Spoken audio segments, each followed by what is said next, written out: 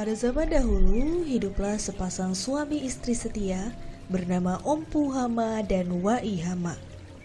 Mereka tinggal di sebuah kebun di hutan Tololai Werabima. Meski tidak dikaruniai keturunan, mereka hidup bahagia dalam dekapan kekayaan dan keindahan alam sekitarnya. Ompu Hama dan Wai Hama adalah sosok pekerja keras. Dari pagi hingga petang, mereka bekerja di kebunnya. Pada suatu hari, Ompu Hama berkeinginan untuk pergi melaut karena sudah lama ia dan istrinya tidak menyantap ikan laut. Keinginan itu disampaikan kepada istrinya.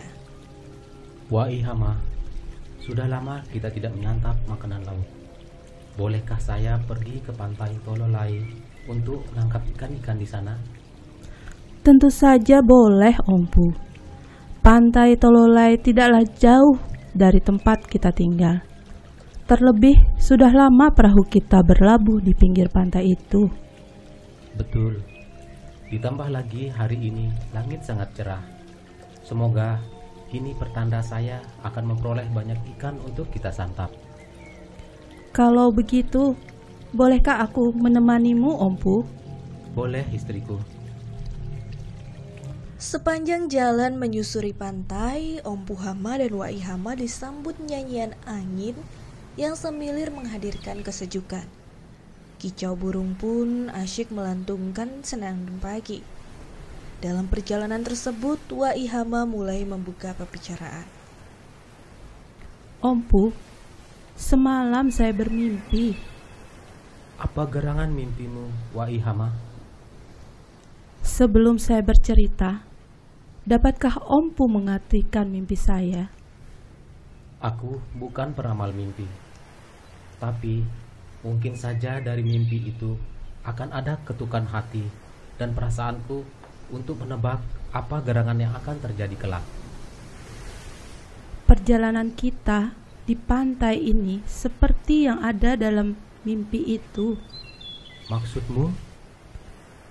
Perjalanan ini seperti mengikuti keinginan mimpi itu. Ketika kita berjalan di pantai ini, tiba-tiba banyak sekali kapal dan perahu berlabuh.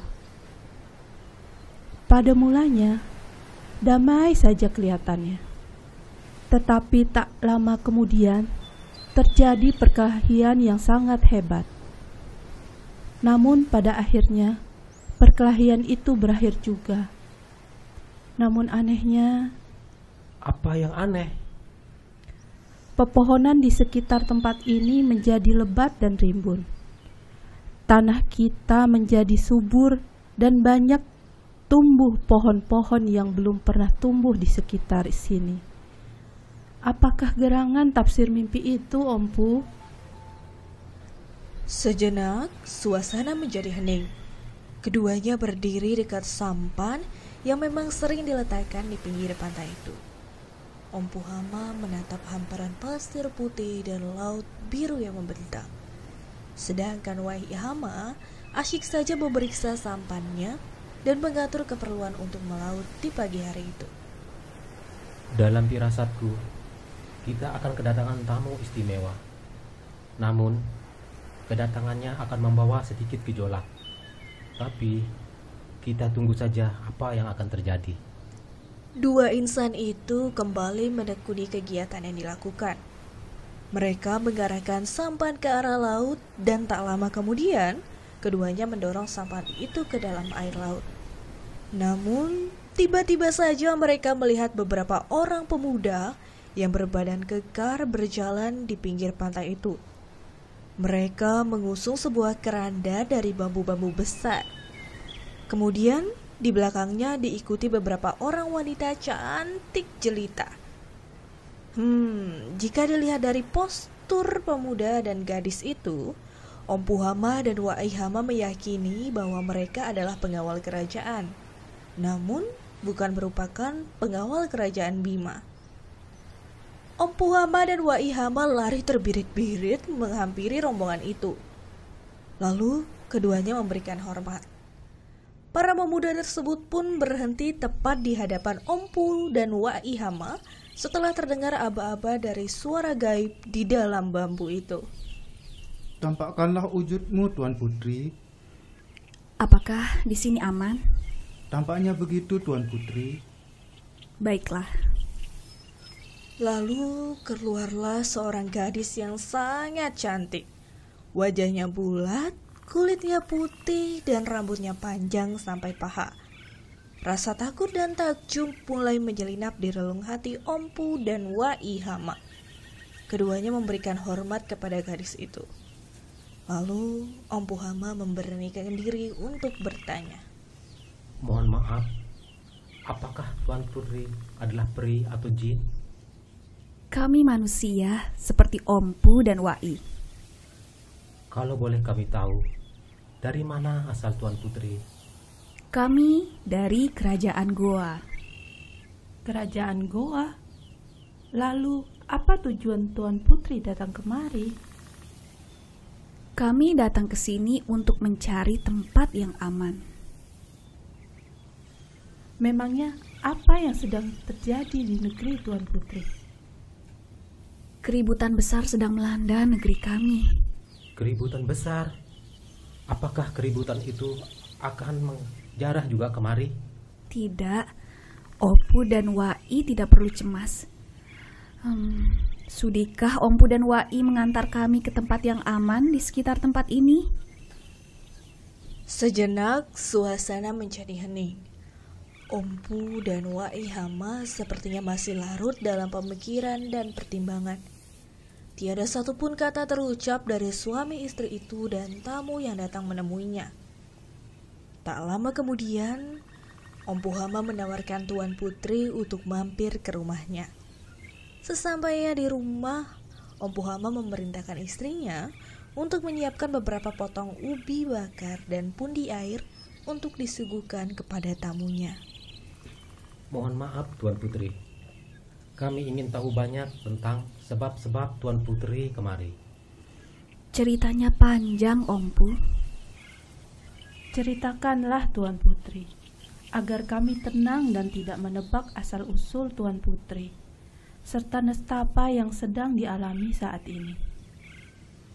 Baiklah, akan saya ceritakan semua yang terjadi pada diri saya, agar Ompu dan Wai tahu siapa saya yang sebenarnya. Tapi hanya satu hal yang saya minta. Jangan sampai cerita saya ini diketahui oleh orang lain selain Ompu dan Wai. Apalagi jika sampai ke istana kerajaan Bima. Ompu Hama terus meyakinkan agar gadis itu mau bercerita. Lalu gadis itu memulai kisahnya. 25 tahun silam, Raja Goa menikah dengan salah seorang gadis yang teramat cantik seantero negeri itu. Mereka hidup bahagia dalam jalinan cinta kasih yang memang telah tumbuh sejak lama. Namun, mereka tak kunjung memperoleh keturunan untuk melanjutkan silsilah kerajaan. Segala upaya telah dilakukan, akan tetapi tak pernah menampakkan hasil. Kakanda terlihat murung akhir-akhir ini. Saya yakin bahwa kemurungan itu karena masalah yang kita hadapi. Jika suatu saat Kakanda berkeinginan kawin lagi, saya ikhlas dan pasrah. Tidak, Adinda. Aku tidak tega berbuat demikian terhadapmu. Sudah, jangan pernah kau ucapkan kalimat itu lagi. Pada suatu hari, Raja dan Permaisuri menemukan seorang bayi perempuan yang terdampar bersama sebuah rakit di tepi pantai. Setelah melalui pertimbangan demi pertimbangan, mereka memutuskan untuk mengangkat bayi itu sebagai anaknya.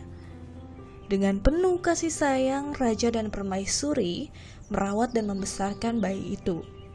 Waktu terus bergulir dan bayi itu beranjak remaja dan menjadi gadis yang cantik dan lucu. Hingga setelah beberapa tahun berlalu, sang permaisuri jatuh sakit. Dukun dan tabib datang silih berganti. Namun tetap saja hasilnya sia-sia. Penyakit permaisuri semakin lama semakin parah. Kakanda Raja, sebelum aku pergi untuk selama-lamanya, maukah Kakanda menjalankan wasiatku? Apa wasiatmu, Adinda? Jika Kakanda ingin menikah lagi sepeninggalku, maka carilah wanita yang jarinya cocok untuk mengenakan cincin ini. Kemudian permaisuri menunjukkan cincinnya, dan raja mengeluarkan cincin itu dari jarinya. Perlahan permaisuri menghembuskan nafas panjang, diiringi beberapa butiran bening dari kelopak matanya yang sudah mulai tertutup. Sang suami pun menangis terseduh-seduh di dekat tubuh yang sudah terbujur kaku tersebut. Pagi yang cerah diiringi kicau burung dari ranting-ranting pohon telah mengantar kepergian sang permaisuri untuk selama-lamanya.